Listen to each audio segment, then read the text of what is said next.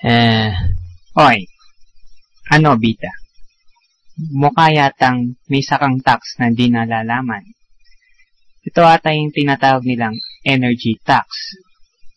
Kantok naman mag-explain to. Huwag mo akong tulugan. Makinig ka sa akin. Importante to. Ang energy tax ay may tatlong uri.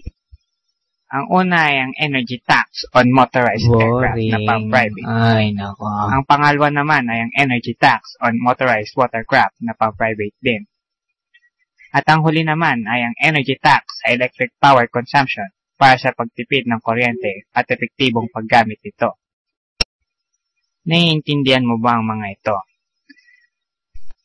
Nababase ang mga tax na ito depende sa kanilang kinukonsumo. Ang init. Walang aircon. Ano sa palagay mo? Manonood ka pa ba ng TV habang nagpa-plancha at nag-aircon? Palagay ko hindi. Hindi.